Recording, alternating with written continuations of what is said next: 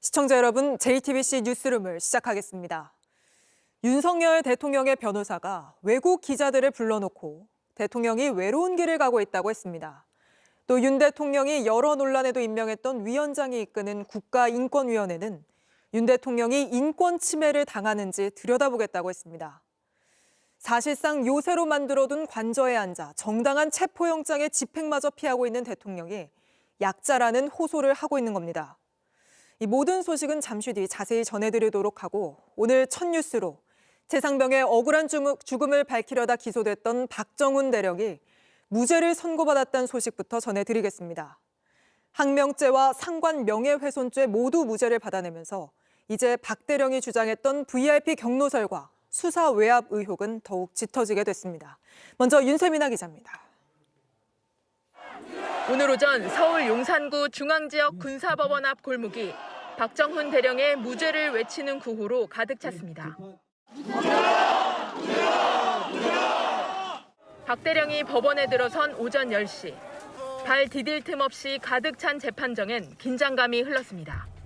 30여 분에 걸쳐 읽어내려간 판결문에서 재판부는 박 대령이 받은 항명과 상관 명예훼손 두 가지 혐의 모두 무죄로 판단했습니다.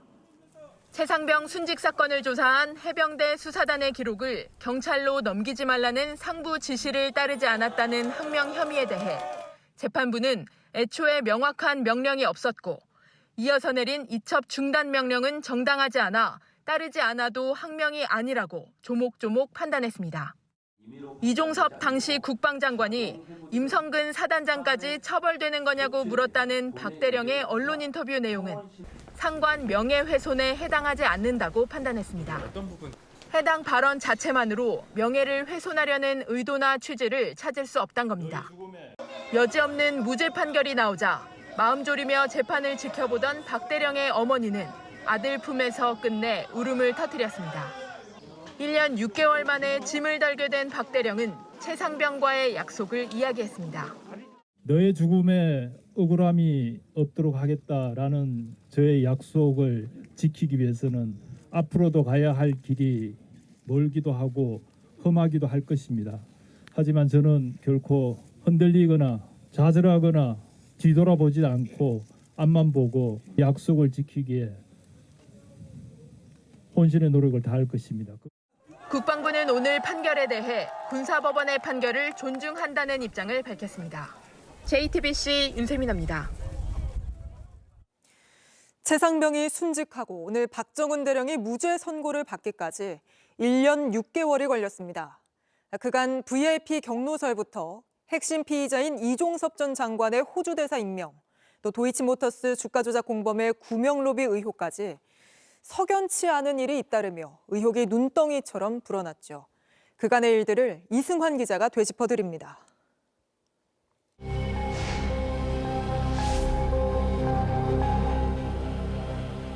지난 2023년 7월 19일 경북 예천군 내성천에서 실종자 수색 작업을 하던 최상병이 급류에 휩쓸려 숨졌습니다.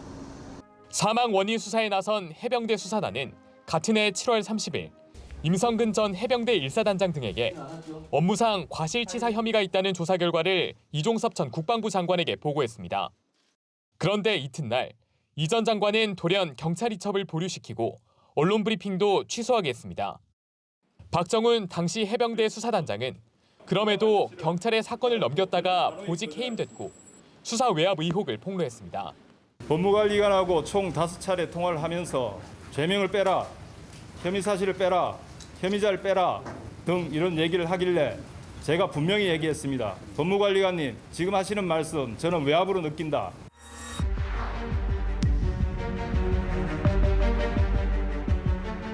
이 전 장관이 판단을 바꾼 배경엔 윤석열 대통령이 이런 일로 사단장을 처벌하면 누가 사단장 하려고 하겠냐는 취지로 화를 냈기 때문이라는 이른바 VIP 경로설이 있다는 의혹이 제기됐습니다. 윤 대통령이 개인 휴대전화로 이 전 장관과 여러 차례 통화한 사실도 확인됐습니다. 한 사람의 경로로 인해서 이 모든 것이 꼬이고 모든 것이 엉망진창이 되고 지금 현재 수많은 사람이 범죄자가 되었습니다.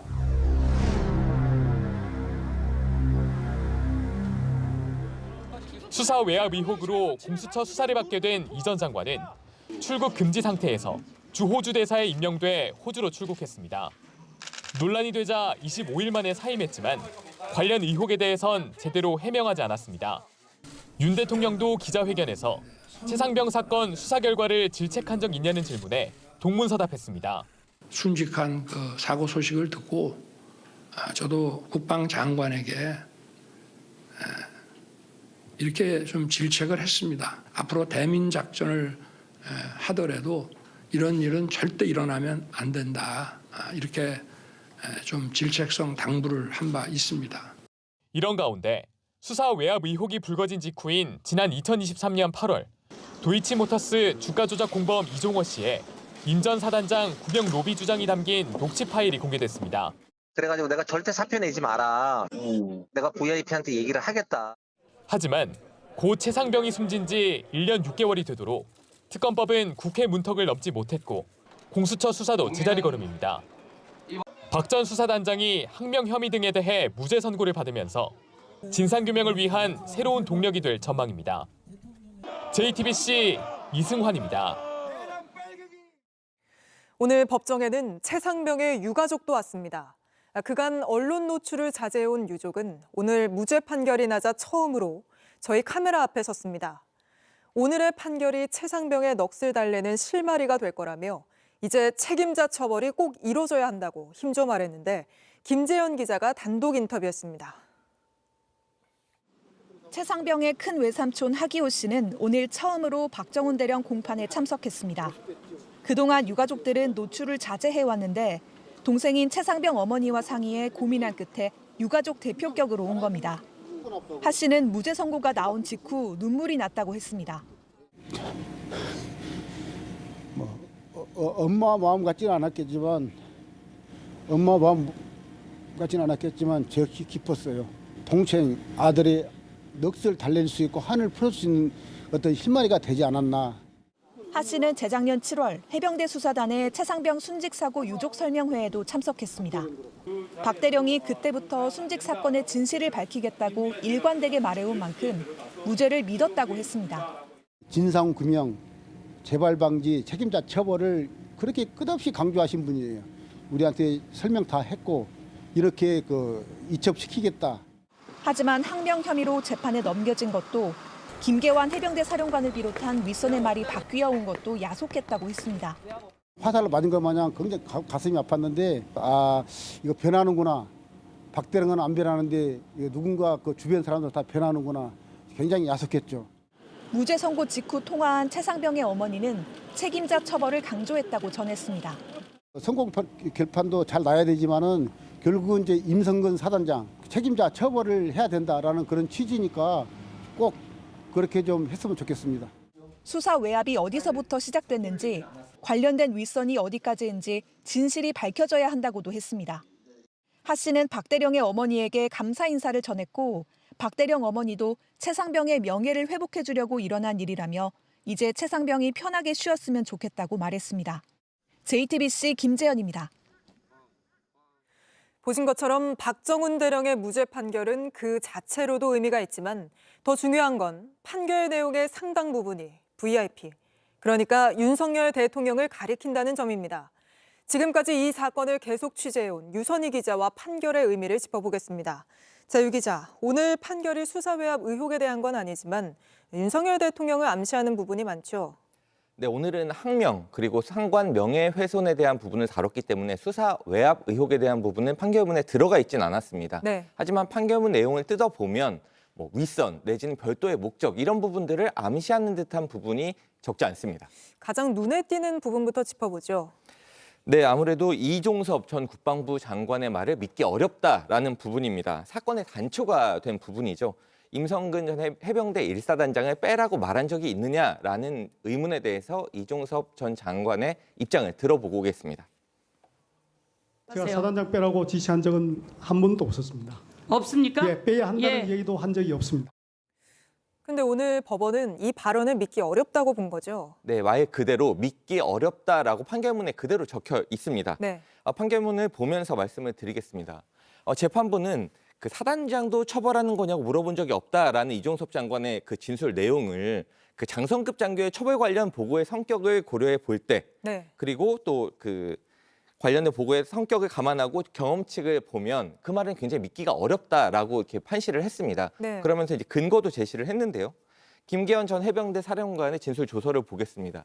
1사단장 관련된 혐의에 대해서도 그 조치 계획을 보고드렸다라고 나와 있는데 그런 자리에서 사단장 얘기를 하지 않았다라는 주장은 받아들이기 어렵다라는 얘기입니다. 네, 상식적으로 그렇죠. 근데 법원은 이 전 장관이 당시 임성근 전 사단장 얘기를 한 걸로 본 건데 그러면 왜 이 전 장관이 이 사실을 숨겼는지 사실 이 부분이 이 수사외압 의혹과 직결되어 있는 부분이잖아요. 거기에 대해서도 어떤 판단을 한 게 있습니까? 네, 법원은 그 이유까지는 판단을 하지 않았습니다. 하지만 군 검찰이 그 부분을 제대로 수사하지 않았다 이렇게 지적을 했거든요. 네. 그 판결문을 다시 보면서 말씀을 드리겠습니다. 재판부는 박정훈 대령이 VIP 경로서를 들었다고 주장을 하고 관련된 메모가 또 나와 있고 또 이미 보고가 완료된 내용이라서 사단장을 빼라고 하는 것은 부당한 명령이라고 주장을 하는데 왜 군검찰은 이 전 장관과 대통령실에 대한 충분한 조사를 하지 않았느냐? 왜 휴대전화를 압수해서 포렌식을 하지 않았느냐? 이 전 장관을 직접 불러서 대면 조사를 하지 않았느냐? 이런 것들은 그 방어권, 박정훈 대령의 방어권을 굉장히 침해했다. 그렇게 보인다라고 판시를 했습니다. 그러니까 수사 외압이 있었는지를 제대로 수사하지 않았다는 지적이군요. 네, 맞습니다. 그 사실 군사법원은 군검찰이 시도하지 않았던 VIP, 그러니까 윤석열 대통령에 대한 직접 조사를 시도한 바가 있습니다. 네. 지난해 9월이죠. 법원이 수용했던 윤석열 대통령에 대한 사실조회 내용을 좀 보면서 말씀을 드리겠습니다. 이런 일로 사단장을 처벌하면 대한민국에서 누가 사단장을 할 수 있겠냐라고 윤석열 대통령이 말을 했는가. 이게 바로 이제 VIP 경로설입니다. 네. 또 이첩 보류 지시 직전에 02-800-7070으로 이종섭 전 장관과 통화한 적이 있느냐. 통화를 했다면 무슨 얘기를 했느냐. 이 부분은 이제 수사 외압과 연결되는 부분입니다. 여기에 대해서 대통령실은 이제 아니라고 답한 게 아니고요. 국가 안보와 직결되는 사항이라면서 답변을 이렇게 거부를 했습니다. 네. 법원이 이 부분에 대해서 오늘 이렇게 판결문에 명시를 하지는 않았지만 그 박정훈 전 대령 측은 이렇게 윤석열 대통령이 답변을 거부한 행위 자체를 재판부가 상당 부분 고려를 했을 것이다. 이렇게 판단을 하고 있었습니다. 사실 오늘 선고로 이 VIP 경로설 같은 여러 의혹에 대해서 진상규명해야 한다는 목소리는 더욱 커질 텐데 당연히 수사외압 의혹 수사에도 영향을 미치지 않겠습니까? 네, 사단장을 빼라고 한 적이 없다라는 이종섭 전 장관의 말은 믿기 어렵다라고 법원이 판단을 했기 때문에 네. 그럼 이 전 장관이 그 배경에 왜 이런 말을 한 사실을 숨겼는지 그리고 또 사단장을 언급하고 숨긴 배경에 VIP, 그러니까 윤석열 대통령이 과연 있는 것인가 이거를 가리는 그 외압 수사에도 상당히 탄력이 붙을 것으로 보이고요. 공수처가 수사를 하고 있죠? 네, 맞습니다. 그리고 윤석열 대통령이든 그 이종섭 전 장관이든 윗선에서 임 전 사단장을 빼라고 했다면 그거에 대한 왜 빼라고 했는지 이거에 대한 이유에 대해서는 구명 로비 의혹과 연관이 되는 부분입니다. 알겠습니다. 최상병 순직 이후부터 저희 JTBC 계속해서 관련 사건을 취재하고 보도해드렸는데 수사가 제대로 진행되는지도 끝까지 취재해서 전해주시길 바랍니다. 유선희 기자였습니다. 윤석열 대통령에 대한 체포영장 집행마저 제때 이뤄지지 못하면서 가뜩이나 무소불위의 권력을 가진 대통령은 더더욱 힘을 휘두르고 있습니다. 그러면서도 대통령은 자신이 약자라는 이해 못할 호소를 하고 있습니다. 대통령 측은 외국 기자들을 불러 모아 대통령이 외로운 길을 가고 있다. 평화적인 계엄이었다. 궤변을 또 늘어놨습니다. 먼저 박현주 기자입니다. 윤석열 대통령 측이 외신 기자들을 모은 건 지난달에 이어 두 번째입니다. 외신 기자 30여 명이 모인 자리에서 윤 대통령의 변호인은 대통령이 헌재의 탄핵 심판에 직접 출석할 것이라면서도 새로운 선결 조건들을 걸었습니다. 내란 때 철회 문제라든지 길 지정의 어떤 일괄 지정 문제, 그리고 헌법재판소법 32조 적용 문제, 헌법재판관 임명과 관련해서도 많은 논란이 있고. 이 네 가지가 먼저 해결돼야 한다는 건데 헌재가 판단할 문제이거나 조정이 불가능한 내용들입니다. 내란 사태를 두곤 현재 수사 결과와는 정반대의 주장을 펼쳤습니다. 평화적 계엄이기 때문에 프로세스가 그렇게 설계가 된 것입니다. 어차피 국회 과반수 해제 의결을 하면, 해제 요구 의결을 하면 해제한다는 것을 염두에 두고 되레 지금의 상황을 두고 내전이란 표현도 썼습니다. 대통령이 이렇게 임기 도중에 정치적 목적에 의해서 임기가 중단되거나 또 불미한 일을 당하는 것에 대해서 아마 결코 용납하지 않을 것입니다. 거의 지금 내전 상황인데요. 헌법을 어겨놓고선 오히려 법을 지키려 했다고 주장했습니다. 그 기준을 확립하기 위해서 우리는 대통령께서는 지금 결단을 내리고 그 외로운 길을 가고 계시다. 윤 대통령 측은 불법적인 체포 영장 집행으로 국가위신에 커다란 상처를 입었다고도 했습니다. 하지만 윤 대통령이 경호처를 사병화해 체포 영장 집행을 거부하는 사법 붕괴의 모습은 전 세계에 생중계됐습니다. JTBC 박현주입니다.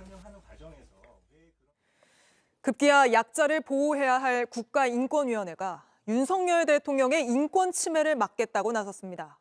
심의하기로 한 안건 내용을 보면 더 충격적입니다. 헌법재판소에 심판기관에 얽매이지 말라 권고하고 여러 수사기관에는 불구속 수사를 권고하는 내용 등이 담겨 있었습니다. 강버들 기자입니다. 국가인권위원회가 탄핵심판과 내란죄 수사를 받게 된 윤석열 대통령의 인권 침해를 막겠다고 나섰습니다. 오늘 김용원 위원 등 5명이 계엄 선포로 야기된 국가적 위기 극복 대책 권고의 건을 발의했고 안창호 위원장은 이를 결재했습니다. 이에 따라 다음 주 월요일 오후 전원위원회에 안건이 상정됩니다. 안건에는 헌법재판소의 방어권을 철저히 보장하고 심판 기간에 얽매이지 말 것, 여러 수사기관에는 불구속 수사를 할 것, 우원식 국회의장에게는 한덕수 권한대행 탄핵소추를 철회해 다시 대통령 대행직을 맡도록 할 것 등을 권고하는 내용이 담긴 걸로 알려졌습니다.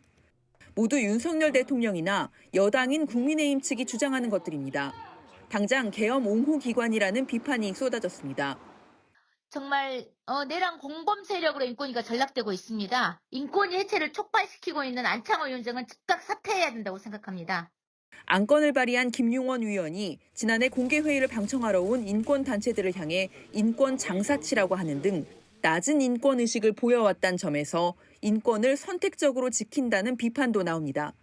인권위 관계자는 내부에서도 이런 안건이 통과되면 위원회 문 닫아야 한다는 격앙된 목소리가 나온다며 대응 방안을 논의 중이라고 전했습니다. JTBC 강버들입니다. 이렇게 윤석열 대통령이 법치를 무너뜨리는 발언을 더욱 거침없이 쏟아내는 것도 국민의힘과 정부기관이 이를 비호하고 나서는 것도 최근 지지율이 올랐다는 판단 때문으로 보입니다. 실제 한 달 사이 지지율이 20%포인트 넘게 올랐다는 보도들이 나오고 또 이걸 대통령 지지층이 적극적으로 퍼나르고 있는데 저희가 취재해보니 해당 여론조사를 한 조사기관조차도 그렇게 분석하는 건 잘못됐다고 지적했습니다. 김필준 기자가 팩트체크해드립니다. 어제 발표된 윤석열 대통령의 지지율 관련 보도들입니다. 지난달에 비해 21.%포인트가 급등했다고 되어 있습니다. 내용을 살펴봤습니다. 지난 5일부터 6일 성인 1000명에게 윤석열 대통령을 지지하냐 반대하냐고 ARS 자동응답 전화조사를 했고 36.9%가 지지한다고 답했습니다. 그런데 비교 대상으로 삼은 조사의 질문은 달랐습니다. 탄핵소추안이 국회를 통과하기 전인 지난달 8일 조사했는데 윤석열 대통령의 전반적인 직무수행에 대해 어떻게 평가하냐고 물었고 83.5%가 못한다, 14.8%가 잘한다고 답했습니다. 지지 여부와 국정수행평가 응답, 같은 선상에서 비교할 수 없는 것들입니다. 행위에 대한 판단을 요구하는 설문 문항이지 않습니까? 그 사람 자체 인물에 대한 평가 요소가 된 거죠. 성격이 완전히 다른 성격의 그 문항을 상호 비교하기 때문에 이 타당도와 신뢰도가 떨어질 수밖에 없다. 조사를 한 기관도 단순 비교는 어렵다는 의견을 JTBC 취재진에게 밝혔습니다. 그 직무평가와 지지율을 지표를 동일선상에서 비교하는 건 당연히 타당하지 않고. 다만 최근 대통령 지지 여부나 정당 지지도를 물은 조사 결과들을 보면 보수층이 더 적극적으로 여론조사에 임하며 뭉치는 모습은 볼 수 있다고 덧붙였습니다. 같은 질문인 그 정당 지지도에서도 상승한 걸로 나타난다라고 본 거죠. JTBC 김필준입니다. 윤석열 대통령 측이 이렇게 나오면서 무너진 법치를 바로 세울 수 있는 건 헌법재판소뿐이란 지적이 많습니다. 그 헌재는 오늘 심판정 밖에서 이뤄지는 여론전에 결코 흔들리지 않는다는 점을 거듭 강조했습니다. 또 심판을 지나치게 빠르게 진행한다는 윤 대통령 측 주장에는 과거 사례까지 언급하며 반박했습니다. 김혜리 기자입니다. 헌재는 어제 오후 검찰, 경찰 등에 요청한 12.3 내란 사태와 관련한 수사 기록 일부를 회신받았습니다. 우선 수사기관들이 가진 자료들의 목록부터 확보한 것으로 파악됐습니다. 헌재는 이 목록을 국회와 윤 대통령 측에 공유한 뒤 탄핵 심판의 증거로 채택할 수사 자료를 결정할 예정입니다. 핵심은 김용현 전 장관과 군사령관 3인, 그리고 경찰청장과 서울경찰청장의 피의자 진술조서가 될 것으로 보입니다. 진술조서들이 증거로 채택이 되면 별도 증인신문은 생략할 수 있어 탄핵 심판은 더 속도를 낼 수 있습니다. 윤 대통령 측은 헌재가 지나치게 빠르게 진행한다며 반발하고 있습니다. 누구에게는 재판이 5년 걸리고 지금처럼 이렇게 대통령에게 사법 절차가 폭주한 듯이 이렇게 달리는 게 정상이냐. 하지만 헌재는 전직 대통령들의 탄핵 심판 사례까지 언급하며 반박했습니다. 노무현 전 대통령은 사건이 접수된 지 18일 만에, 박근혜 전 대통령은 25일 만에 첫 변론이 잡혔지만 윤 대통령은 더 늦은 31일이 걸렸다는 겁니다. 그러면서 헌재는 중립적인 심판기관으로 심판정 바깥에서 이뤄지는 여론전에 결코 흔들리지 않는다고 강조하기도 했습니다. 헌재의 공정성을 흔들어 탄핵 심판에 대한 불신을 키우려는 움직임에 단호하게 대처하겠다는 것으로 풀이됩니다. JTBC 김혜리입니다. 경찰이 윤 대통령의 체포영장 집행을 방해한 26명의 신원을 확인해달라고 경호처에 요구했습니다. 2차 체포 시도를 앞두고 경호처를 압박하고 나선 겁니다. 또 경찰은 경호처가 육군 55경비단 일반 병사들까지 인간 방패로 동원했다는 사실도 여러 방식으로 확인한 걸로 파악됐습니다. 먼저 김휘란 기자입니다. 윤석열 대통령 체포 영장 집행에 일반 병사를 동원했다는 논란이 일자 경호처는 사실이 아니라고 반박했습니다. 공수처 도착 시 대치가 격화할 것을 대비해 경호처 직원들로 교체했고 병사들은 후방 근무로 전환했던 겁니다. 하지만 경찰이 확보한 증거는 이와 달랐습니다. 경찰은 현장에서 체포를 가로막는 이들을 체증했고 이에 대해 곧바로 분석했습니다. 경찰 국가수사본부 관계자는 JTBC에 현장에서 한눈에 봐도 어려 보였다고 했고 또 다른 관계자는 체증 외 여러 가지 방법을 통해 병사 동원을 확인했다고 답했습니다. 국수본 관계자는 기자 브리핑에서도 일반 병사에 대한 질문을 받자 동원한 것으로 확인했다고 공식적으로 답했습니다. 이런 사실, 경호처 상황을 알고 있는 전역자들의 말과도 일치합니다. 1차, 2차, 3차 저지 전에 네. 우리 그 군 병력들이 투입이 됐고 네. 특히 그 3차 저지선 예. 그 인간 방패라고 하는 거기에 군 병력들이 포함돼서 그 경호처장 통제를 받은 것으로. 이런 가운데 경찰은 체포 영장 집행을 방해한 26명에 대한 신원 확인을 경호처에 요청했습니다. 경찰은 가담 정도 등을 고려해 입건 여부를 결정할 예정이라며 체증 판독 결과에 따라 추가로 신원을 확인할 것이라고 했습니다. 박종준 경호처장 3차 출석 예정일을 하루 앞두고 경호처에 대한 사법 처리 범위를 확대하고 나선 겁니다. JTBC 김일환입니다. 네, 지금부터는 나라를 지키기 위해서 의무 복무 중인 육군 55경비단 병사들이 어떤 식으로 부당하게 인간 방패로 동원됐는지 저희가 취재한 내용 하나씩 전해드리겠습니다. 55경비단은 당시 까만 옷, 흑복이라고 부르는 겨울 복장 차림이었는데 소속과 신분을 감추기 위해서 패치도 모두 떼고 허리띠도 매지 않은 상태였습니다. 대통령 지키기에 일반 병사들까지 동원됐다는 걸 숨기려 했던 걸로 보입니다. 먼저 오원석 기자입니다. 차벽을 뚫고 진입하려는 공조수사본부 체포조를 새까만 옷을 입은 경호 인력들이 막아섭니다. 이들이 입고 있는 새까만 옷은 55경비단 겨울 복장인 이른바 흑복입니다. JTBC 취재진이 인터뷰한 55경비단 전역자는 이들 복장이 평소와 달랐다고 지적합니다. 거기에 이름표 말고도 원래 패치를 붙여야 되는 게 많아요. 근데 그거를 다 뺐더라고요, 보니까. 패치를 붙일 수 있는 찍찍이가 군데군데 보이지만 아무것도 붙어있지 않습니다. 양쪽 어깨에 검은색 태극기와 흰색 호랑이 부대 상징을 붙여야 하는데 없습니다. 오른쪽 가슴 이름표와 가운데 계급장도 뗐습니다. 왼쪽 가슴에 붙이는 대통령 경호처 패치와 금속 흉장도 모두 뗀 차림이었습니다. 7가지 부착물을 전부 떼도록 한 겁니다. 경호처라고 쓰인 허리띠도 빼도록 했습니다. 무전기라던가 아니면은 뭐 진압봉이라던가 그런 거를 원래는 다 착용을 하고 나오는데 그거를 빼고 나왔더라고요. 이를 본 55경비단 전역자들은 최소한의 장비도 없이 인간 방패로 동원한 것 같다고 했습니다. 이처럼 모든 상징물을 떼도록 한 건 소속과 신분을 숨기려 한 정황입니다.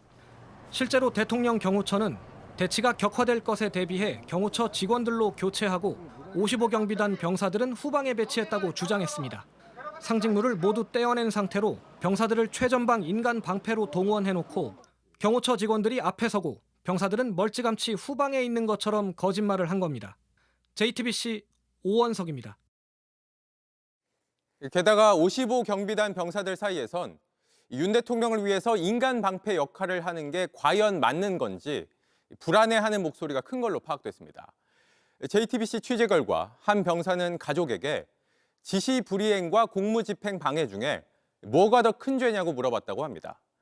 병역의 의무를 다하고 있을 뿐인 20대 청년이 부당한 지시를 어기고 처벌을 받을지 아니면 부당한 지시를 따르고 처벌을 받을지 고민하고 있다는 겁니다. 김지윤 기자입니다. 공조본의 영장 집행 당시 관저 앞 방어벽에 동원된 이들 중엔 55경비단 병사들도 있습니다. 이날 밤샘 근무를 마친 야간조 병사들은 오전 7시 교대를 마치면 휴식을 취해야 하지만 곧바로 관저 입구로 보내졌습니다. 그리고 영문도 모른 채 인간 방패에 동원됐습니다. 병사들은 관저로 올라가는 길목에 있는 2차 저지선에 투입됐고 체포영장을 들고 올라오는 수사관들을 마주보며 대치해야 했습니다. 그리고 시간이 지난 뒤 방어벽을 해제했는데 상부에서의 철수 지시가 있었던 것으로 보입니다. 영장 집행 전에 55경비단이 물러서려 하는 상황에서 군과 경호처의 갈등이 있었다는 증언도 취재진은 확보했습니다. 당시 작전에 동원된 병사의 가족에 따르면 말 안 듣는 55경비단을 팽식히고 대우도 안 해준다고 했다는 취지로 경호처가 병사들에게 부당 대우를 예고했다는 겁니다. 동원된 병사들은 상부의 지시를 따를 수밖에 없었지만 자신들이 혹시 영장을 방해해 특수공무집행 방해로 수사를 받는 건 아닌지 너무나 두려웠습니다. 엄마 지시불이행이 처벌이 더 커. 그 공무집행 방해가 처벌이 더 커. 그런 걸 물어보는 거예요. 이 말을 들은 가족은 참담했습니다. 55경비단은 일반 병사도 엄격한 신원조회를 거쳐 선발한 정예 요원으로 구성된 부대로 알려져 있고 그래서 자부심도 큽니다. 대한민국 대통령을 지킨다며 자신의 군복을 자랑스러워하던 젊은 병사들은 그날부터 불법과 처벌을 고민하게 됐습니다. JTBC 김지윤입니다. 이 때문에 55경비단의 아들을 맡긴 한 어머니는 걱정되고 화가 나서 요즘 잠을 이루지 못한다고 저희 JTBC에 밝혔습니다. 이 어머니는 나라를 지키러 간 우리 아들이 왜 인간 방패로 동원돼야 하냐며 울분을 토했습니다. 실제 수방사인 이런 부모들의 항의 전화가 빗발쳤습니다. 심가은 기자입니다. 공수처와 경찰을 경호처가 막아선 지난 3일 아침. 55경비단에서 근무하는 아들을 둔 어머니는 비현실적인 상황에 너무나 놀랐습니다. 하루 종일 연락도 닿지 않아 마음 졸이며 뉴스로만 지켜봐야 했습니다. 아이하고는 아침부터는 뭐 연락이 닿지 않았고요. 소식통이 TV밖에 없잖아요. 정말 가슴 조지면서 봤죠. 나라를 지키려 군에 간 아들이 내란 피의자의 인간 방패가 돼 있는 상황을 도저히 납득할 수가 없었습니다. 총알바지죠 그게. 내가 어떻게 키운 아들인데 거기를 총알바지로 그렇게 쓰고 있냐고요. 진짜 말도 안 되게. 생떼 같은 아들이 혹여 다치기라도 할까. 어머니는 앉을 수도 누울 수도 없었습니다. 다른 것보다는 다칠까봐 이제 그게 가장 큰 걱정이었고 화도 많이 났죠. 왜 일반 사병을 거기 무슨 방패막이처럼 너무 어이가 없고 황당하고. 경호처의 행태는 용서할 수 없었고 국방부도 내 아들과 그 동료의 고통을 외면하는 것 같아 고통스럽고 화가 났습니다. 왜 아이가 거기서 그런 고민을 해야 되며 우리 아이가 무슨 잘못을 했는데요. 왜 이런 사단을 만들어 놓냐고요 아이들한테. 실제로 이날 수도방위 사령부에는 입대한 자식을 걱정하는 부모들의 민원이 쇄도했습니다. 하지만 빗발치던 전화 소리를 듣지 못한 듯 경호처는 재집행을 대비해 또다시 벽을 두껍게 쌓고 있습니다. 나라를 믿고 아들을 보낸 부모는 당장이라도 한남동에 달려가고 싶은 심정입니다. 진짜 데려올 수 있으면 저 당장 거기 같은 데 끌고 가서 데려오고 싶습니다. 너무 화나고 손발이 부들부들 떨려요 진짜 저는. JTBC 심가은입니다. 네, 윤 대통령의 인간 방패로 동원된 육군 55 경비단 병사들, 이 문제 취재한 오원석 기자와 좀 더 이야기 나눠보겠습니다. 오 기자, 앞서 봤지만 일반 병사들이 심지어 밤샘 근무를 하고도 지금 윤 대통령 지키기에 동원되고 있다는 거죠? 네, 저희는 병사들의 가족과 그리고 전역자를 다각도로 취재했는데요.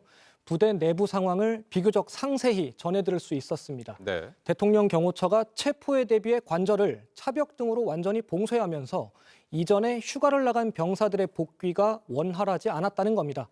저희 취재를 종합해보면 평상시 55 경비단은 3교대로 24시간 관저 외곽을 경호했는데요. 요즘은 2교대 체제로 바뀌었다고 합니다. 3교대가 2교대로? 네, 그렇습니다. 인력 부족 문제 때문인데 지난 3일 영장 집행 실패 이후 경호처가 철조망과 쇠사슬을 치고 있죠.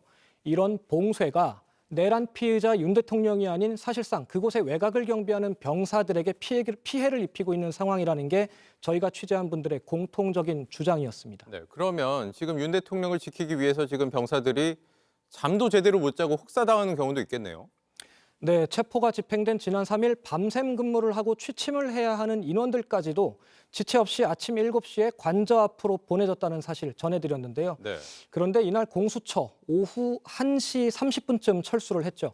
저희 취재에 따르면 밤샘 근무를 마치고 현장에 투입된 병사들은 이 시간을 한참 지나서 오후 늦게까지도 휴식을 취하지 못하고 대기를 해야 했다고 합니다.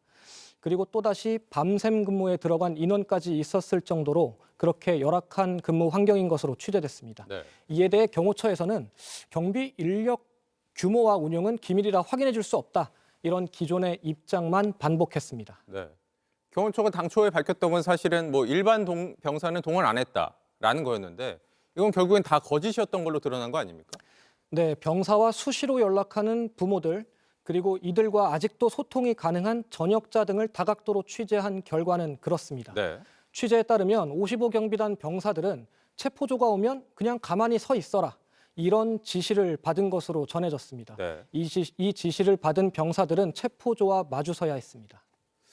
이 병사들은 뭐 그저 병역의 의무를 다하고 있는 20대 청년들이잖아요. 그런데 지금 이 부당한 지시를 따랐을 때 아니면 안 따랐을 때 뭐가 더 처벌이 큰 거냐 이런 고민을 하고 있는 상황이란 거죠, 이 사람들이? 네, 참 처참한 고민인데요. 맞습니다. 언제 집행될지 모를 2차 체포 때 또다시 인간방패로 투입될까 걱정하고 있다는 게 내부 분위기입니다. 네. 군은 경호처에 55 경비단을 투입하지 말라고 요청했고 55 경비단에도 지시를 거부하도록 했다고는 하는데요. 하지만 경호처는 부착물을 모두 떼어내고 소속과 신분을 숨긴 상태로 55 경비단을 현장에 투입했죠. 이들을 경호처 인력이었던 것처럼 입장문까지 낸 바 있습니다. 요새처럼 봉쇄된 관저 안에서 경호처가 55 경비단에 어떤 지시를 할지 아무도 알 수 없는 상황이지만 국방부는 55 경비단을 관저에서 철수시킬 계획은 없다는 입장입니다. 네. 또 한 55 경비단 병사는 신원 조회까지 거쳐서 55 경비단에 선발됐는데 그런 자부심을 갖고 있었는데 이젠 자괴감만 남았다. 이렇게 토로하기도 했습니다. 네.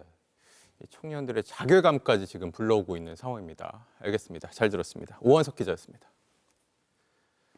네, 보신 것처럼 55 경비단 병사들은 지금도 부당한 지시에 동원되고 있는 상황입니다. 국방부는 경호처가 부당한 지시를 할 경우 이걸 따르지 않기로 방침을 정하고 관련 법률을 검토하고 있습니다.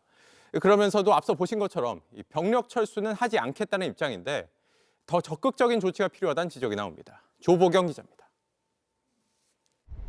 국방부는 군 인력에게 경호처에 부당한 지시가 있을 경우 이를 정지하거나 취소할 수 있도록 하는 법률에 대한 검토에 들어갔습니다.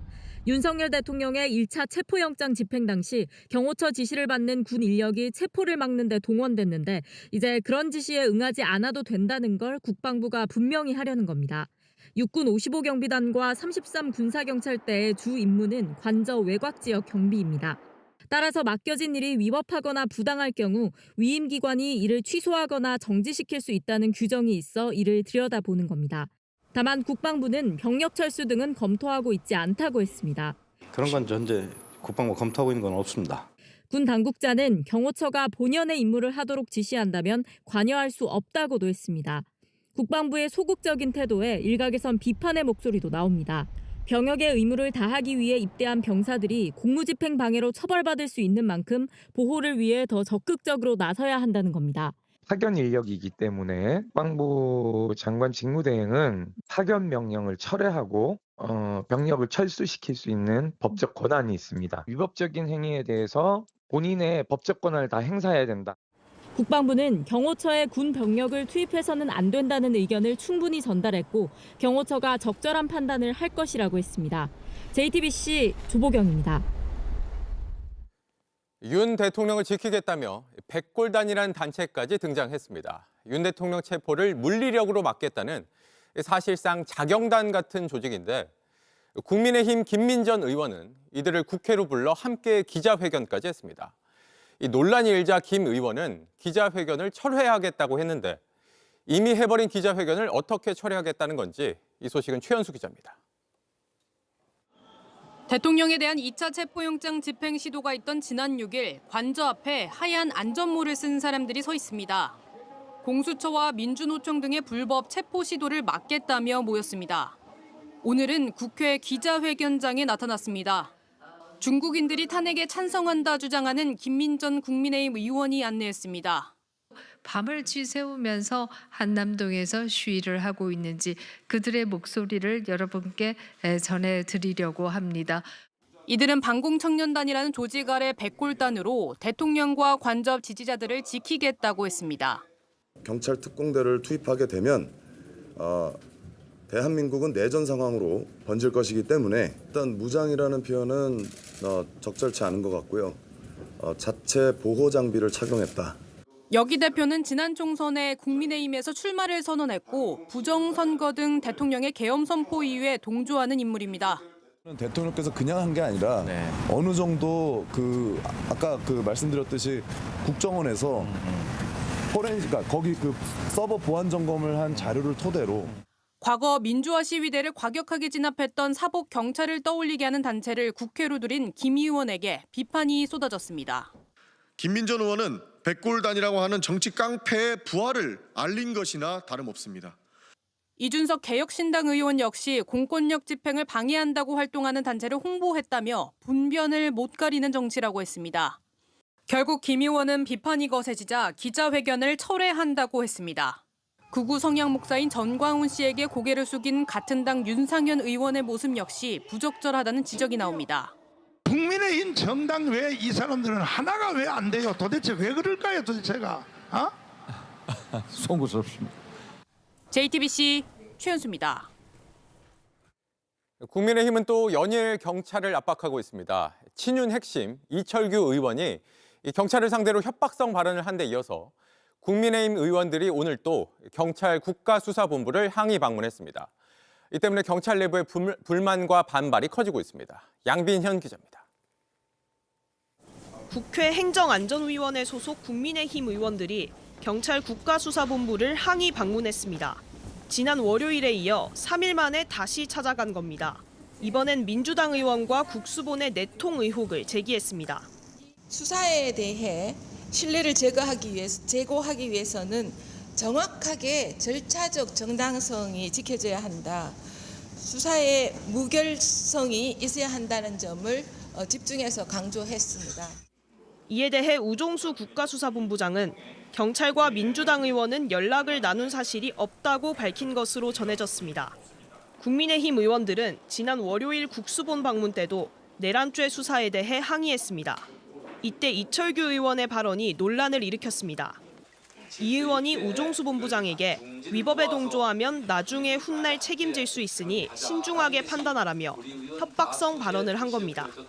어제 오전 경찰 내부 게시판에는 친정집에 와서 훗날을 생각하라고 한 그 국회의원을 생각하며 라는 제목의 글이 올라왔습니다. 작성자는 이 의원에게 얼마나 많은 경찰관이 잘못된 왕을 따라 순장을 당해야 만족하냐고 되물었습니다. 그러면서 경호처장에게 합법 절차를 따르라고 설득해서 후배들이 다치는 일이 없도록 해야 한다고 꼬집었습니다. 경찰 관계자는 취재진에게 그 글에 공감 안 하는 경찰은 없다고 본다며 국민의힘의 경찰청 방문은 외압이라고 생각한다고 밝혔습니다. 경찰 수사를 향한 의원들의 반복되는 항의에 경찰 내부의 불만의 목소리는 점점 커지고 있습니다. JTBC 양빈현입니다. 국민의힘은 내란 특검법 표결 과정에서 이탈표가 나오자 공개적으로 내부 압박에 나섰습니다. 김상욱 의원을 겨냥해선 아예 탈당까지 언급하면서 소속 상임위원회를 일방적으로 바꿔버렸습니다. 국민의힘이 다양한 스펙트럼을 포용하고 있다고 공개적으로 밝힌 지 일주일도 안 돼 벌어진 일입니다. 황예린 기자입니다. 쌍특검법이 표결에 붙여지던 때 국민의힘 권성동 원내대표가 김예지 의원을 찾아 표 단속에 나섰습니다. 당 차원에서 정리한 특검법을 발의할 예정에 있다며 이번에는 당론을 좀 따르라고 말한 겁니다. 김상욱 의원에게는 당론에 안 따를 거면 탈당하는 게 맞다. 당에 도움이 안 된다고 얘기했습니다. 한두 번이 아닌데 아무리 헌법기관이라지만 당을 같이 하면 당의 뜻에 따라야 한다고도 했습니다. 모두 공이 구성되어 있는 것이 당론에 따르라가 아니라 양심에 따르라. 이런 가치를 훼손하는 길로 간다면 그 가치를 훼손하게 만든 사람이 저는 감히 해당 행위자라고. 김 의원은 경찰 수사를 살피는 행정안전위원회에서 물러나라는 통보도 받았습니다. 옮기게 된 곳은 지역구와도 관련이 적은 농해수위였습니다. 이제 수사에 대응을 해야 하니 경찰 출신이 필요하다는 취지였는데 법조인 출신도 필요하지 않을까라는 생각이 들고요. 행안위의 법조인 출신은 저 하나밖에 없는데 다 경찰 출신도 아닌데. 당론을 따르지 않는다고 탈당의 상임위 변경까지 요구하는 건 지나친 것 아니냐는 비판에 국민의힘은 해명에 나섰습니다. 당론은 우리 당 의원들이 회의를 거쳐서 결정된 집단지성의 결과물입니다. 반대했다고 하더라도 당론이 결정이 되면 따라달라고 요구하는 것은 너무나 당연한 것입니다. 앞서 국민의힘은 관저 앞에 나간 의원들에 대해 개별 행동을 제약할 수 없다며 다양한 스펙트럼을 강조한 바 있습니다. 다양한 스펙트럼을 포용하는 정당으로서 의원님들 한 분 한 분의 행동에 대해서 저희가 일일이 재단하고 평가할 수는 없다. JTBC 황예린입니다. 민주당 등 야당이 오늘 내란 특검법을 다시 발의했습니다. 여당의 반대가 가장 심했던 특검 추천 방식 등을 수정해서 새로 낸 겁니다. 어제 재의결에선 2표가 모자라 부결됐는데 이번에는 가결될 수 있을지 하예빈 기자가 취재했습니다. 민주당 등 야당은 내란 특검법이 본회의에서 부결된 지 하루 만에 재발의했습니다. 여당이 기존에 문제 삼았던 조항들을 바꿨습니다. 우선 특검 추천 방식을 기존의 야당 단독 추천에서 대법원장 추천으로 바꿨습니다. 수사 기간도 최장 170일에서 150일로 줄였습니다. 또 추천된 특검 후보자가 적합하지 않다고 판단할 경우 야당이 재추천을 요구하는 이른바 비토권도 담지 않았습니다. 대신 혐의에 기존에 명시했던 내란 이외의 외환을 추가했습니다. 평양 무인기 침투 의혹 등 부품 공작 정황이 드러나는 상황을 고려한 걸로 풀이됩니다. 특검법에 대해서 반대 입장을 표명하면서 얘기했던 것들이 이번 특검안을 제출하는 과정에서 대부분 다 해소됐다. 이제 더 이상 거부권 행사하지 말고 신속하게 공포해서 내란을 하루빨리 수습할 수 있게 협조해야 된다라는 말. 앞서 어제 기존 특검안 재의결에선 2표가 부족해 결국 부결됐습니다. 민주당은 여당 지적을 최대한 반영해 추가 이탈표의 명분을 이끌어내겠다는 전략입니다. 하지만 국민의힘은 여전히 수정된 특검법안에 대해서도 부정적인 입장입니다. 국민의힘 법률자문을 맡고 있는 주진우 의원은 사실상 수사 범위가 무한정이라면서 법률안으로 부르기도 민망한 수준이라고 비판했습니다. 민주당이 다음 주 중 본회의를 열어 법안 처리를 예고한 가운데 국민의힘에서 추가 이탈표가 나올지 주목됩니다. JTBC 하혜빈입니다. 외환죄 수사의 핵심이 될 평양 무인기 의혹과 관련된 새로운 제보를 민주당이 또 공개했습니다. 지난해 10월 북한이 한국이 무인기를 평양에 침투시켰다고 발표한 다음 날 우리 군 무인기가 임진강변에 추락해 있었고 군이 조사도 없이 이걸 수거해 갔다는 내용입니다. 한민정 기자입니다. 지난해 10월 11일 북한은 한국 무인기가 같은 달 3차례에 걸쳐 평양에 침투해 대북 전단을 살포했다고 발표했습니다. 당시 국방부는 확인해 줄 수 없다고만 했습니다. 그런데 북한이 무인기 발견 사실을 공개한 다음 날 북한이 공개한 무인기와 매우 흡사하게 생긴 우리 군 무인기가 임진강변에 추락해 있었다는 주장이 제기됐습니다. 드론사가 날린 무인기 가운데 하나는 경기도 연천 임진강변에 추락했고 이와 비슷한 걸로 군은 무인기를 아군기로 판단하고 경찰과 정식 합동 조사 없이 자체적으로 현장에서 수거해 간 것으로 전해졌습니다. 민주당은 또 드론 작전사령부 예하부대가 지난해 10월 10일 저녁 야간 비행을 실시한 것으로 파악된다는 의혹도 제기했습니다. 명백한 사실로 밝혀진다면 이는 외환죄 미수에 해당됩니다. 북한의 도발을 유도, 한반도의 전쟁의 불씨를 가져오는 위험천만한 행위입니다. 민주당은 북한이 무인기 침투를 발표한 뒤 합참 주관으로 긴급 화상회의를 했다고도 주장했는데 이에 합참은 북한의 평양 무인기 발표와 오물풍선 부양에 따른 대비태세 강화 차원이었다고 반박했습니다.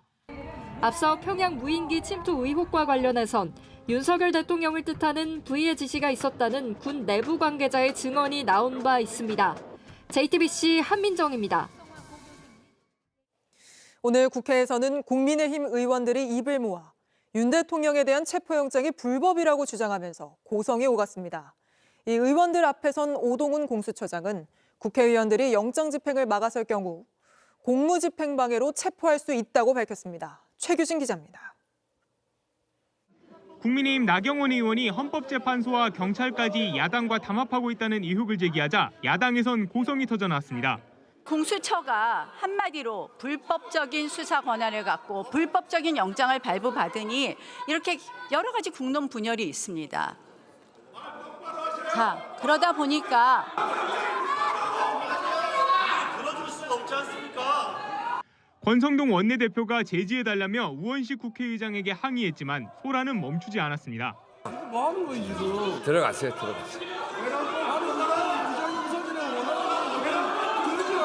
들어갔어요. 같은 당 이철규 의원이 내란죄엔 살인이나 폭동 같은 구체적 행위가 있어야 한다고도 주장하자 또다시 비난이 쏟아졌습니다. 국헌을 문란시킬 목적이 있다 하더라도 행위가 있어야 될 거 아닙니까? 그러니까 행위 중에 살인이라든가 또는 폭력이라든가 또한 직권남용이라든가 살인을 당해봐야 알아요. 오늘 국회 긴급 현안 질의에 참석한 오동훈 공수처장은 윤 대통령의 체포영장 집행을 막아설 경우 국회의원들도 현행범으로 체포할 수 있다는 뜻을 밝혔습니다. 자, 만약에 영장을 집행하는데 국회의원들이 다수로 가서 스크럼을 짜고 막는다. 공무집행 방해에 해당합니까? 저희들의 영장 집행 업무를 방해할 시 공무집행 방해에 마찬가지로 적용됩니다. 현행범 체포가 되는 데 점에서는 이론이 없습니다.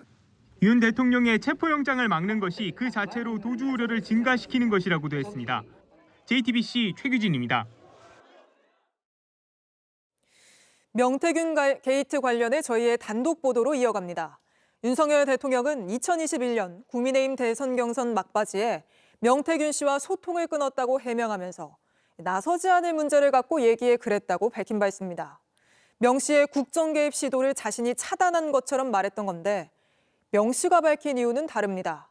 자신이 대통령에게 임기 단축을 제안하자 화를 내며 연락을 끊었다고 검찰에서 진술한 걸로 파악됐습니다. 먼저 박병현 기자의 단독 보도입니다. 윤석열 대통령은 그동안 명태균 씨와 부적절한 일을 한 적 없고 아무런 관계가 없다고 주장해왔습니다. 그러면서 2021년 국민의힘 대선 경선 막바지에 소통을 끊었다고 해명했습니다. 경선 때 경선 하여튼 뭐 뒷부분에 가서 좀 뭐 그럴 만한 일이 있었기 때문에 이제 연락하지 마라 이렇게 이제 한 적이 있고 제가 볼 때는 좀 나서지 않을 문제를 가지고 얘기를 하길래 명 씨가 선거 초반 도움을 준 사실은 인정하면서도 선을 넘자 연락을 끊었다는 취지로 말한 겁니다. 그런데 JTBC 취재 결과 윤 대통령이 명 씨와 소통을 끊은 이유는 명 씨의 임기 단축 개헌 요구 때문이었습니다. 명 씨는 검찰 조사에서 윤 대통령에게 대통령이 되면 임기 2년 후 개헌하라고 했다며 그러자 윤 대통령이 다른 사람들은 5년씩 하는데 왜 나는 5년을 못하냐며 크게 화를 냈다고 진술한 것으로 파악됐습니다. 이때 윤 대통령이 김건희 여사와 장모에게도 연락하지 말라고 했다는 게 명 씨의 주장입니다. 결국 본인 임기를 줄이라는 조언에 윤 대통령이 화를 내고 연락을 끊은 겁니다. 명 씨는 당시 정권 교체는 가능하겠지만 윤 대통령의 정치 경력이 짧아 정권을 유지하기엔 힘들 것으로 판단했던 것으로 파악됐습니다. 윤 대통령 경로 이후 잠시 끊겼던 대통령 부부와 명 씨의 소통은 김영선 전 의원 공천 문제를 놓고 다시 이어졌습니다. JTBC 박병현입니다. 명태균 씨의 이른바 황금폰을 포렌식한 자료를 이제 절반 정도 확인한 검찰은 이미 명 씨와 윤석열 대통령 부부의 대화 내용을 상당수 확보한 걸로 확인됐습니다. 이 가운데는 대선 경선 당시 김건희 여사가 홍준표 후보가 적대적이다. 어떤 사람이냐, 어떻게 대처해야 하냐, 명 씨에게 적극적으로 묻는 메시지도 있었습니다. 이어서 윤정주 기자의 단독 보도입니다. 검찰은 지난달 명 씨가 대선 기간 사용한 황금폰을 확보한 뒤 자료 분석에 집중해왔습니다. 황금폰에선 통화 녹음과 카카오톡, 텔레그램 등 파일 15만 5천여 개가 나왔습니다. JTBC 취재 결과 검찰은 이 자료들을 확인하면서 명 씨와 윤 대통령 부부가 연락한 내용을 상당수 확보했습니다. 국민의힘 대선 경선 기간 김건희 여사가 명 씨에게 경쟁자인 홍준표 당시 예비후보에 관해 묻는 텔레그램 대화를 확인한 겁니다. 여사는 명 씨에게 홍준표가 적대적이다면서 어떤 사람이냐, 어떻게 대처해야 하냐고 물었습니다. 그러자 명 씨는 홍 후보는 원래 그런 사람이란 취지로 답한 걸로 전해졌습니다. 실제 홍 후보는 대선 경선 기간 윤석열 후보를 향해 날선 발언을 쏟아냈습니다. 본인 리스크, 부인 리스크, 장모 리스크 이렇게 많은 리스크를 가진 후보를 제가 처음 봤습니다. 검찰은 또 명 씨가 대선 기간 윤 대통령과 주기적으로 정치 기사를 주고받은 카카오톡 대화 내역도 확보한 걸로 파악됐습니다. 윤 대통령은 지난해 대국민 담화에서 대선 경선 이후로 명 씨와 연락이 끊겼다고 설명했지만 검찰은 포렌식 분석 내용을 토대로 대통령 부부와 명 씨가 상당 기간 소통해온 걸로 판단하고 있습니다. 명 씨는 구속되기 전 대선 기간 대통령 부부와 매일 연락했다고 주장했습니다. 아침에는 전화 오고 점심때 오후에 이런 데 문자 같은 아직 확인해야 할 포렌식 자료가 절반 정도 남은 만큼 더 많은 대화 내용이 공개될 거란 전망이 나옵니다. JTBC 윤정주입니다. 윤석열 대통령이 명태균 씨에게 최소 4차례 이상 비공표 여론조사를 직접 전달받은 구체적인 정황도 나왔습니다. 명 씨에게 여론조사 결과를 받은 김건희 여사는 넵 충성 이렇게 답을 보냈고 이중 당적자가 적지 않다는 명태균 씨의 말에 윤석열 대통령은 다 홍으로 가는 거 아니야 이렇게 답하기도 했습니다. 김태영 기자입니다. 창원지검은 지난해 9월 강희경 씨가 보관하고 있던 명태균 씨의 PC를 압수해 포렌식을 마쳤습니다. 여기서 복원된 명 씨와 윤 대통령 부부가 나눈 메시지 파일 280개가 담긴 수사보고서가 일부 공개됐습니다. 국민의힘 대선 후보 경선이 진행 중이던 2021년 10월 21일 명 씨는 윤 대통령에게 국민의힘 책임당원 5,044명의 여론조사 결과라며 비공표 여론조사라 보안 유지를 부탁한다며 메시지를 보냅니다. 이를 본 윤 대통령이 이놈들이 홍으로 가는 거 아냐고 묻자 명 씨는 네 맞습니다고 답합니다. 같은 해 7월 3일 명 씨는 김건희 여사에게도 내일 공표될 여론조사 결과라며 자료를 보냅니다. 이를 본 김 여사는 네 충성이라고 답합니다. 이보다 앞선 2021년 6월에는 명 씨가 대선 후보 적합도 여론조사 결과를 보내자 김 여사가 감사합니다라며 윤 대통령의 전화번호를 보내기도 했습니다. 윤 대통령과 여론조사 관련 통화가 이루어졌다고 볼 수 있는 대목입니다. 윤석열 대통령이 직접 명태균 씨에게 최소 4차례 이상 비공표 여론조사를 전달받은 구체적인 정황이 나온 겁니다. 명태균 씨한테 무슨 여론조사를 해달라는 얘기를 한 적은 없습니다. 윤 대통령은 대선 경선을 앞두고 명 씨로부터 구체적인 조언도 받은 것으로 나타났습니다. 말할 때 좌우로 고개를 돌리는 습관이 이른바 도리도리가 대표적입니다. 윤 대통령이 짝씨가 도리도리 원인일 수 있겠네요라고 메시지를 보내자 명 씨는 병역 문제 사유인 부동시의 방어로 도리도리 현상을 말하면 된다고 답한 겁니다. 윤 대통령은 당선 이후에도 명 씨와 긴밀한 소통을 이어간 것으로 보입니다. JTBC 김태영입니다. 여성 신도들을 상습적으로 성폭행한 JMS의 총재 정명석 씨가 대법원에서 징역 17년형을 확정받았습니다. 3년 전 이 사실을 폭로했던 피해자 메이플 씨는 이제야 활짝 웃으면서 새롭게 시작할 수 있을 것 같다고 했습니다. 조혜연 기자입니다. JMS 성폭행 피해자 메이플 씨의 싸움은 3년 전 시작됐습니다. 더 이상 피해자가 나오지 않게 진실을 밝히는 것이 제가 죽기 전 하늘이 제게 준 과제라고 생각합니다. 기독교 복음 선교회 JMS의 정명석 총재는 2018년부터 여성 신도 수십 명을 세뇌시키고 성적으로 착취했습니다. 이미 같은 혐의로 징역 10년을 살고 나온 뒤 전자발찌를 차고 추가 범행을 저지른 겁니다. 홍콩 국적의 피해자 메이플 씨는 정 씨의 범행을 녹음해 폭로했습니다.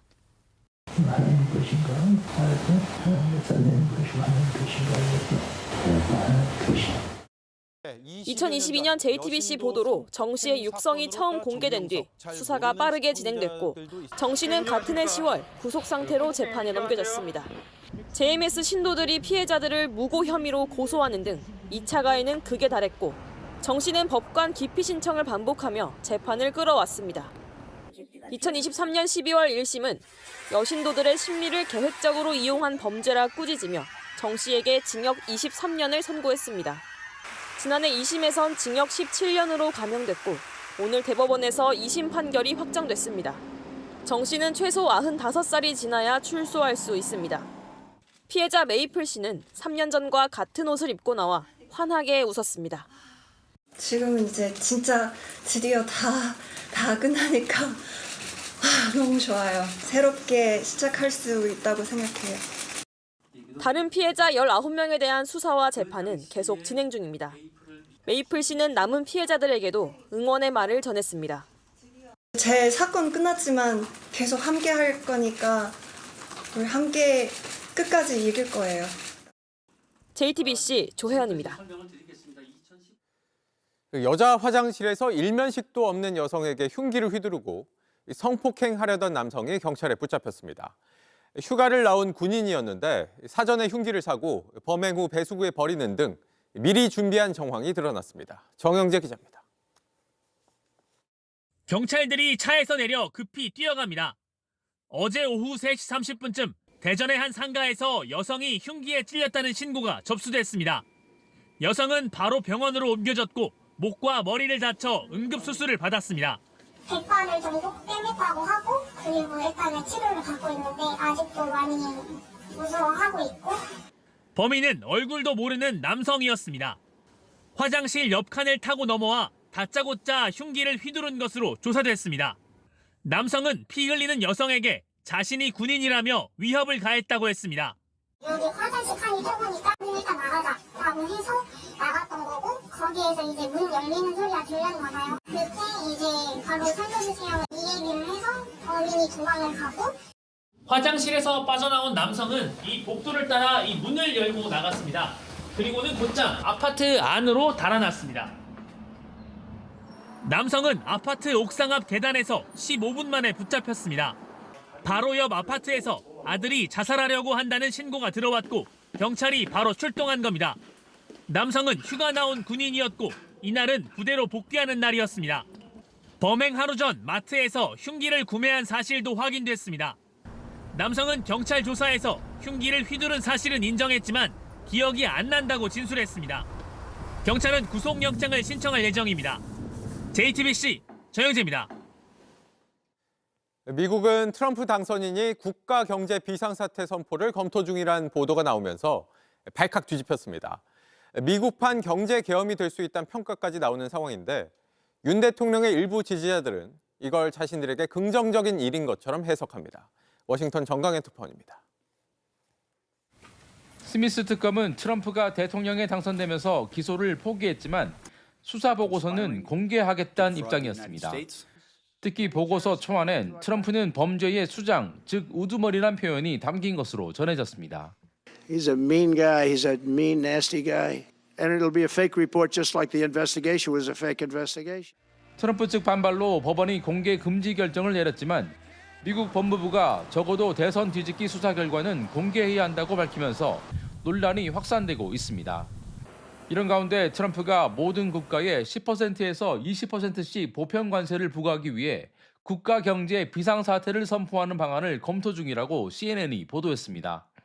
의회의 사전 승인을 거치지 않고 대통령이 무역 등 경제 정책을 광범위하게 통제하려는 이른바 경제 계엄령 아니냐는 지적이 나옵니다. 대통령 취임식을 불과 열흘 남짓 남긴 시점에서 미국 정가엔 트럼프 리스크가 구체화되고 있다는 우려의 목소리가 커지고 있습니다. 그러나 국내의 일부 친윤 지지층은 우려가 아닌 기대를 나타내고 있습니다. 범죄 우두머리나 경제 계엄령 같은 논란이 윤 대통령과 닮은 꼴이란 이유 등에서입니다. 트럼프 대통령도 마찬가지로 지난번 선거에서 본인이 피해를 봤기 때문에. 뉴욕타임스는 이런 주장에 대해 트럼프 배후에 마가가 있다면 윤 대통령 뒤엔 태극기 부대가 있다며 극우 음모론이 그 뿌리라고 꼬집었습니다. 워싱턴에서 JTBC 정강현입니다. 미국에서 열린 세계 최대의 IT 가전 박람회 CES에선 인공지능 AI 시장을 주도하는 엔비디아의 젠슨 황 최고 경영자와 SK 최태원 회장의 만남이 화제였습니다. 오늘 국내 증시에선 관련주가 급등하기도 했는데 이 소식은 박소연 기자가 전해드립니다. 미국 라스베이거스 현지에서 젠슨 황 엔비디아 최고 경영자를 만나고 온 최태원 SK 회장은 강한 자신감을 드러냈습니다. 그게 제일 궁금하신 모양이죠. 네. 예, 만났습니다. 최근에 저희 개발 속도가 헤드투헤드로 서로 더 빨리 만드는 것들을 하고 있다. AI 필수제라고 불리는 고대역폭 메모리, HBM 개발 속도가 젠슨 황의 요구보다 빠르다는 뜻으로 해석됩니다. 이날 최 회장은 SK 중간 지주사인 SKC의 유리기판 모형을 들어올리며 계약 성사를 시사하기도 했습니다. 유리기판은 반도체 시장판을 바꿀 새로운 소재로 떠오르고 있습니다. 이 소식이 알려지자 오늘 SK 하이닉스 주가는 5%대 급등했고 SKC는 20% 가까이 치솟았습니다. 한편 젠슨 황의 말실수도 논란이 되고 있습니다. 돌연 성명을 내고 엔비디아의 게임용 새 그래픽 처리 장치 GPU에 삼성 제품이 들어간다며 자신의 발언을 수정한 겁니다.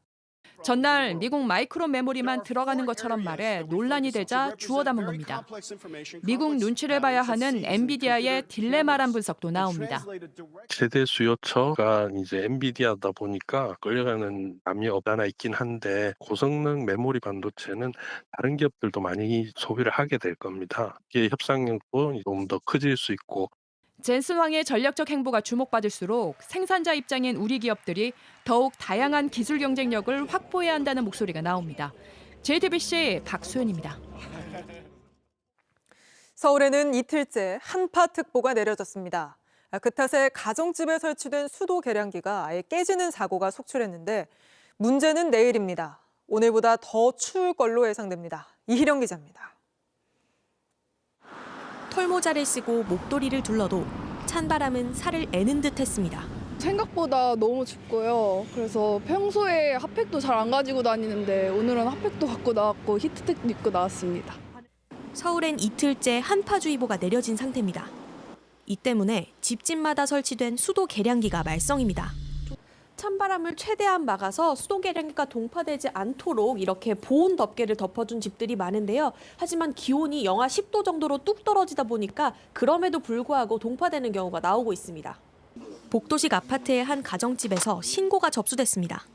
아침 6시에 일어나니까 물이 안 나오는 거예요. 왜? 그거 황당하더라고요. 또 온수도 안 나오고 냉수도 안 나오고 하니까. 수도 계량기 보관함을 열어보니 상판 유리가 깨져 있습니다. 유리가 깨졌다는 건 이 아래 얼음이 꽉 차 있어가지고 물이 지금 흐르지는 않는 상태거든요. 지난 겨울엔 서울 전역에서만 3,000건 넘는 동파 신고가 접수됐습니다. 이제 물을 틀어놓는 방법이 그 동파 예방에 가장 좋은 방법이라는 거를. 기온이 영하 10도 밑으로 떨어질 땐 33초 동안 종이컵을 하나 채울 수 있을 정도로 틀어두는 것이 좋습니다. 오늘 밤에도 북쪽에서 찬 공기가 강하게 유입되면서 강추위는 점차 절정에 달하겠습니다. 내일 아침 최저 기온은 서울과 대구가 영하 12도, 춘천이 영하 19도, 광주가 영하 10도로 예상됩니다. 대설특보가 내려진 충청과 전라 일부 지역은 대체로 눈이 잦아들 전망입니다. 다만 전북 서해안과 전북 남부 내륙엔 눈이 3에서 10cm 정도 더 내릴 수 있습니다. JTBC 이희령입니다. 이런 한파에도 이렇게 폐지를 주우러 나가야 하는 어르신들이 있습니다. 하루 평균 900번씩 허리를 굽혀가며 폐지를 줍고 있는데 한 병원과 지자체가 어르신들의 고통을 덜어줄 특별한 수레를 만들었다고 합니다. 송승환 기자입니다. 70대 최모 씨는 하루에 900번씩 허리를 굽힙니다. 수레를 밀거나 당기는 동작은 220번 정도 반복합니다. 과일 상자 이런 거, 야채 이런 건 무겁고 테이프라도 좀 떼고 나왔으면은 95% 정도는 다 그냥 던져놔 버려요. 고물상에 가려면 앞이 잘 안 보일 정도로 폐지를 주어야 합니다. 리어카도 무게가 상당하잖아요. 이게 48kg. 리어카만? 예. 이거 보면 1,000원어치도 안 되죠. 500~600원 된다고 봐야 돼. 수레에 폐지를 가득 쌓으면 무게는 대략 107kg. 몸에 큰 무리가 갈 수밖에 없습니다. 폐지 수집 노인이 가장 두려운 건 몸이 다쳐 생계가 끊기는 일입니다. 3, 4번인가가 약간 문제는 있는데 조심하면서 작업을 하라고. 이 때문에 한 지자체와 산재병원이 지역 노인들을 대상으로 실태 조사를 했습니다. 무거운 것도 들고 밀고 하는 과정에서 허리 쪽 손상, 그다음에 허리 쪽 통증을 가장 많이 호소하고 계십니다. 그러다 보니까 무릎이라든가 발목 이런 쪽과 관련된 근골격계 질환 증상이 좀 많이 있고요. 무게는 가벼운 재질을 사용해 절반으로 줄였고 손잡이는 높이를 조절할 수 있게 했습니다. 무게 중심은 힘이 한쪽으로 쏠리지 않게 중앙에 뒀고 바퀴는 코너를 쉽게 돌 수 있게 크기를 4분의 1로 줄였습니다. 향후 경광등이나 브레이크 기능도 추가할 계획입니다. 지자체와 병원 측은 곧 노인 20분에게 새 수레를 나눠드릴 것이라며 빈곤의 굴레에 갇힌 노인들이 조금이나마 허리를 펼 수 있길 기대했습니다. JTBC 송승환입니다. 토트넘이 이 영상을 공개한 데에는 다 이유가 있었나 봅니다. 하루 만에 양민혁은 리버풀과의 리그컵 4강전 대기 명단에 들어갔는데요. 등번호도 함께 공개됐습니다. 바로 18번, 케인이 달고 뛰었던 그 숫자인데요. 클린스만도 토트넘에서 이 번호였습니다. 상징적 공격수가 달았던 번호를 준다는 건 토트넘이 양민혁을 어떻게 생각하는지 가늠해 볼 수 있는데요. 토트넘 감독의 이곳 수준과는 거리가 있는 지구 반대편에서 왔다는 말 때문에 오해가 있었지만 이젠 데뷔전을 천천히 기다려보면 좋을 것 같습니다.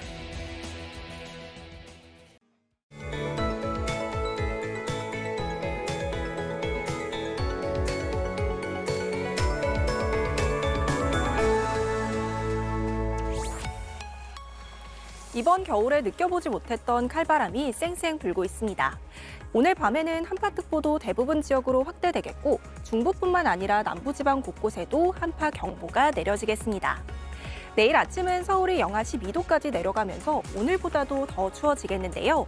낮에도 계속 영하권에 머물겠고 주말 아침까지 강추위가 이어지다가 차츰 평년 기온을 회복하겠습니다.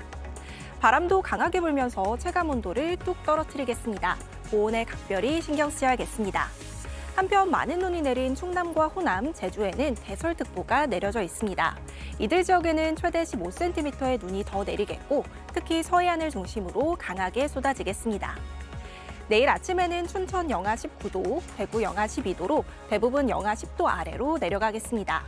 낮 기온은 서울 영하 2도로 오늘보다는 아니지만 그래도 종일 춥게 느껴지겠습니다. 당분간 눈비 소식이 없는 동해안 지역은 갈수록 건조해지겠습니다. 날씨였습니다. 뉴스룸 저희가 준비한 소식은 여기까지입니다. 시청해주신 여러분 고맙습니다.